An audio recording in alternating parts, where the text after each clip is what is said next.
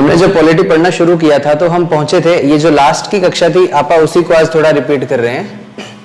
Last की कक्षा तक हमने पढ़ा था कि कैबिनेट मिशन 1946 में 1946 में जब भारत आता है और आने के बाद संविधान का जो ढांचा बनाना है उसको तैयार किया, जिसके लिए कुछ सदस्यों को नियुक्त किया गया था और सारे सदस्यों ने मिलकर जो संविधान सभा की जो बैठकें उन्हें शुरू कर दिया था। तो शुरुआत में क्या हुआ कि मुस्लिम लीग और जो देसी रियासतें थी इन्होंने संविधान सभा की बैठकों का बहिष्कार किया, परंतु 1947 में जब लॉर्ड माउंटबेटन योजना आती है, इस योजना के बाद ये भारत में कहीं ना कहीं ये क्लियर हो चुका था कि भारत और पाकिस्तान नाम के दो अलग अलग अधिराज्य बनेंगे। और जैसे इस योजना को पोर्टल पे लाया गया तब मुस्लिम लीग और बहुत सी ऐसी देशी रियासतें जो ये चाह रही थी कि पाकिस्तान बहुलक का एक अलग से देश बने, वो धीरे धीरे कांग्रेस के साथ या संविधान सभा के साथ धीरे धीरे मिलना शुरू हो जाते हैं। संविधान सभा जैसे जैसे अपना काम कर रही थी उसी दौरान माउंटबेटन योजना के दौरान 1947 में भारत शासन अधिनियम लाया गया था, जिसने संविधान सभा की पूरी तरह से रूपरेखा तैयार की। संविधान सभा का जो मसौदा था वो कहीं ना कहीं भारत शासन अधिनियम 1947 के द्वारा ही तैयार किया जाता है। तो भारत शासन अधिनियम 1947 क्या था, और इसने संविधान सभा को एक अलग ट्रैक दिया, एक अलग रूपरेखा प्रदान की, और वो रूपरेखा क्या थी इसकी। 1947 के भारत शासन अधिनियम ने संविधान सभा को मुख्य दो प्रकार के नए अधिकार दिए, और आपको जानना बहुत जरूरी है कि दोनों के दोनों अधिकार क्या थे। दो तरह के अधिकार दिए, जिनमें जो पहला अधिकार था 1947 का भारत शासन अधिनियम है, इसके तहत संविधान सभा को दो अधिकार दिए गया। पहला अधिकार तो था कि संविधान सभा पूरी तरह से संप्रभुत्व रहेगी। संप्रभुत्व शब्द आप अच्छे से वाकिफ हो इस बात से कि हमारे संविधान में भी शामिल किया गया, जो प्रस्तावना में भी शामिल किया है कि भारत का जो संविधान है किसी भी दूसरे देश के ऊपर निर्भर नहीं है।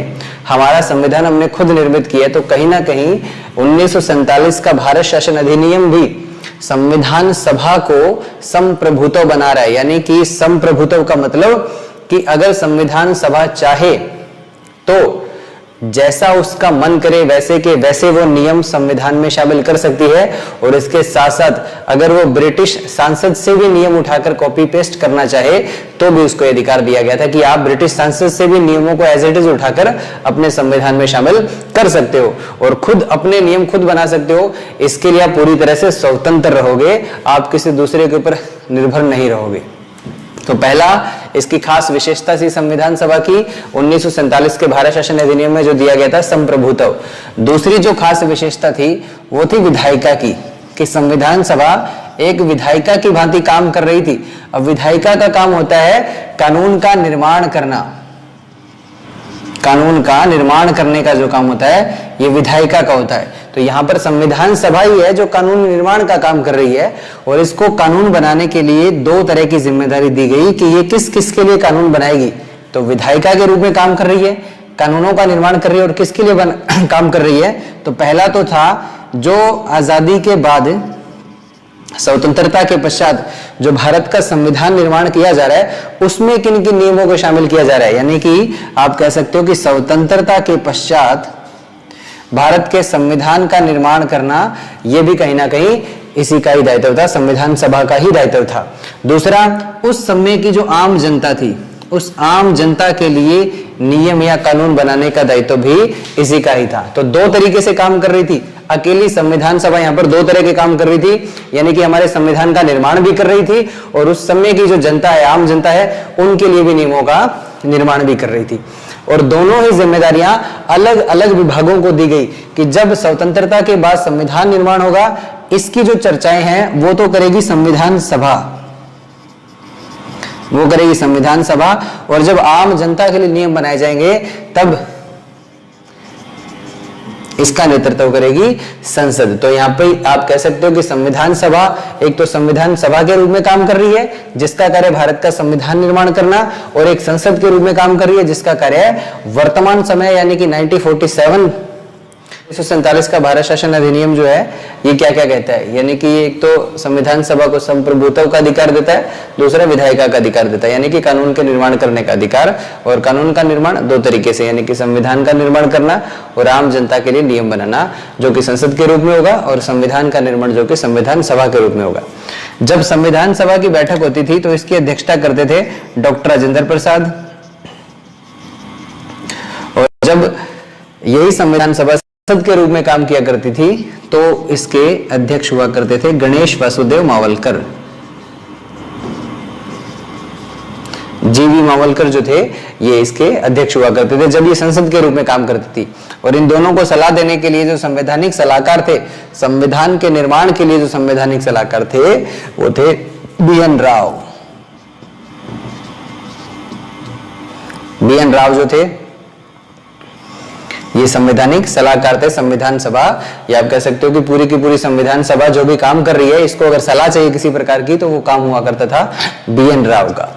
ठीक है जी। तो 1947 का भारत शासन अधिनियम इस तरह से प्रोसेस हो रहा है। ये इसके बाद धीरे धीरे जो बैठकें होती है, इन बैठकों के बाद पूरा प्रारूप तैयार होता है कि हमें हमारे संविधान में किन किन चीजों को शामिल करना है।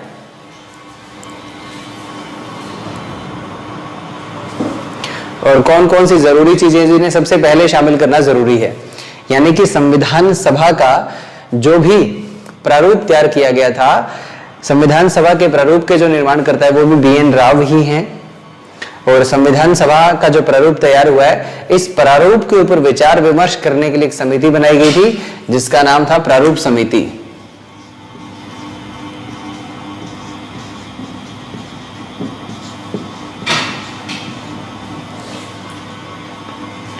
प्रारूप समिति थी। तो प्रारूप समिति के बारे में आप जान लीजिए कुछ महत्वपूर्ण बातें कि प्रारूप समिति का गठन किया गया था 29 अगस्त 1947 को इसका गठन किया गया था। गठन किया गया था, इसमें कुल 7 सदस्यों को शामिल किया गया था। इन 7 सदस्यों के नाम आप बता सकते हो। BR अम्बेडकर जो कि इसके अध्यक्ष थे, गोपालास्वामी अय्यर,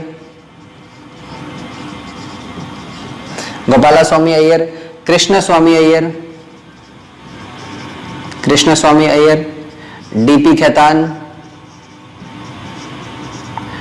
खेतान भी इसी में शामिल थे। इसके बाद L मित्रा, मोहम्मद सादुल्ला, KM मुंशी,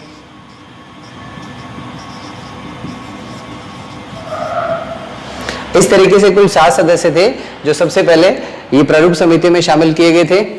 इनमें से कुछ एक के बारे में आप याद रखिए कि BR अम्बेडकर इसके अध्यक्ष थे।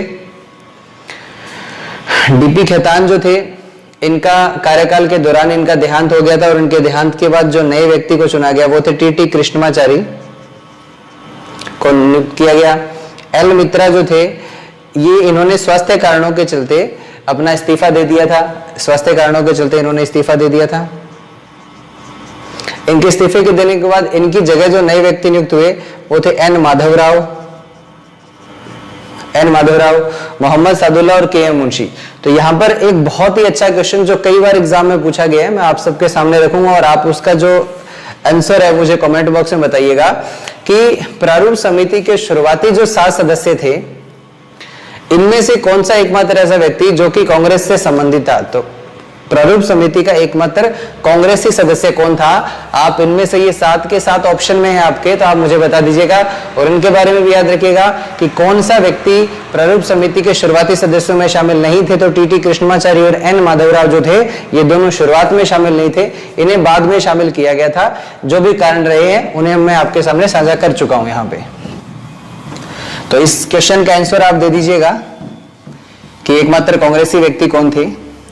तो 29 अगस्त 1947 को गठन किया गया था। गठन के बाद इन्होंने अलग अलग टाइम अपनी रिपोर्ट पेश की थी।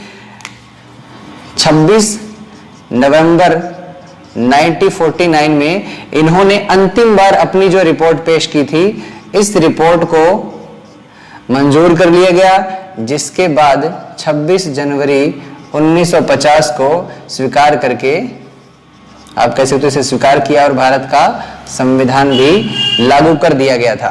तो ये डेट है प्रारूप समिति के संबंध में काफी महत्वपूर्ण और अहम रहती है कि इसका गठन हुआ था 29 अगस्त 1947। इन्होंने अपनी रिपोर्ट, अंतिम रिपोर्ट कब पेश की? 26 नवंबर 1949 को, और इनको स्वीकार कब किया गया? तो 26 जनवरी 1950 को इसे स्वीकार कर लिया गया था। तो इन डेट के बारे में भी कई बार तरह के क्वेश्चन भी एग्जाम में पूछे जाते हैं।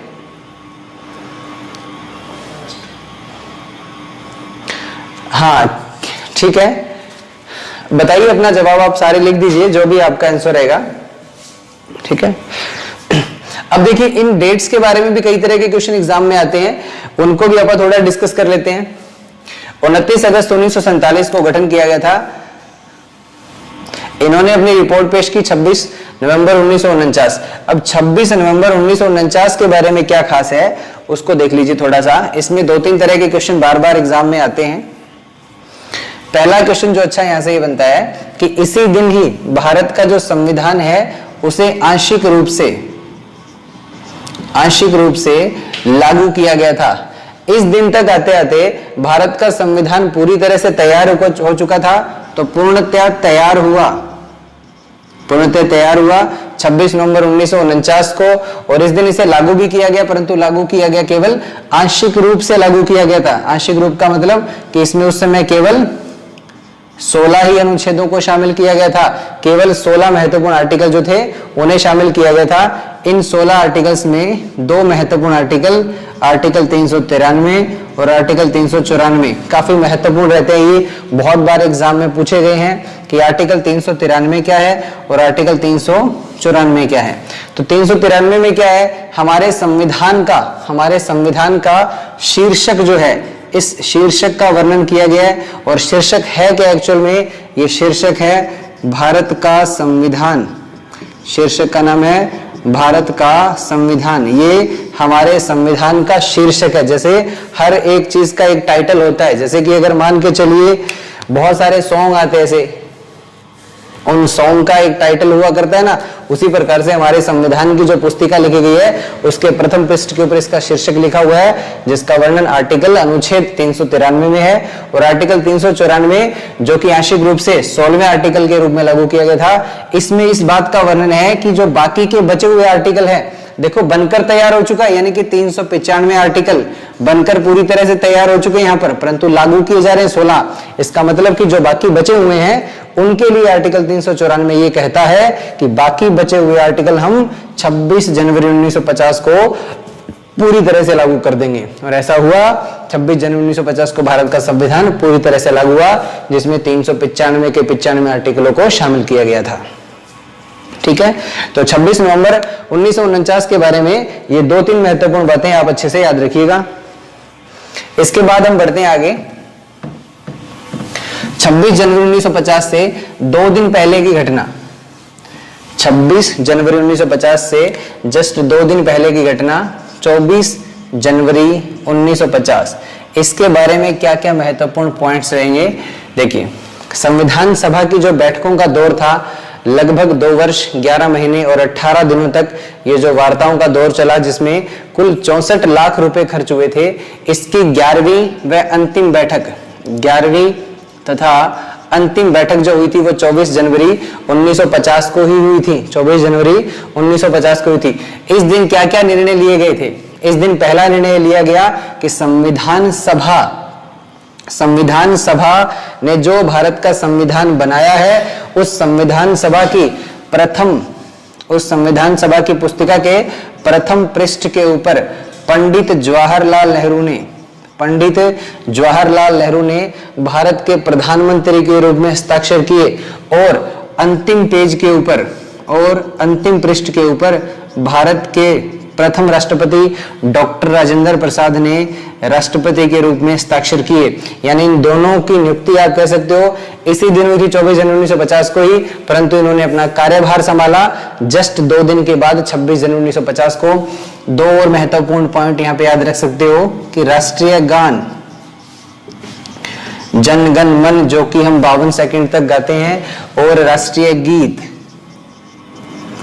जो कि 65 मिनट तक गाया जाता है, 65 सेकंड तक गाया जाता है, ये 52 सेकंड तक और ये 65 सेकंड तक, इन दोनों को भी हमारे संविधान में शामिल किया गया है 24 जनवरी 1950 के बारे में। ये महत्वपूर्ण पॉइंट आप भी याद रखिएगा। यानी कि जनगण मन जो है हमारा राष्ट्रीय गान रविंद्रनाथ टैगोर के द्वारा लिखित है, और राष्ट्रीय गीत जो है बंकिम चंद्र चटर्जी के द्वारा लिखा वंदे मातरम जो है, जिसका सबसे पहले वर्णन आनंद मठ में मिलता है। इन दोनों को भी संवैधानिक दर्जा 24 जनवरी 1950 को ही किया गया। तो ये 24 जनवरी के बारे में इतने से खास पहलू आप बहुत अच्छे तरीके से एग्जामिनेशन हॉल तक लेकर जाएंगे, अच्छे से इन्हें याद रखेंगे। अब अंतिम कड़ी आज की हमारी कक्षा की जो रहेगी 26 जनवरी 1950 के बारे में। 26 जनवरी 1950 के बारे में आप ये अच्छे से जानते हो कि इसी दिन भारत का संविधान पूरी तरह से पूर्णतः लागू किया गया था। भारत का संविधान पूरी तरह से लागू हुआ, यानी कि जो 395 आर्टिकल थे वो 395 के 95 26 जनवरी 1950 को लागू कर दिए गए और भारत का संविधान बनकर पूरी तरह से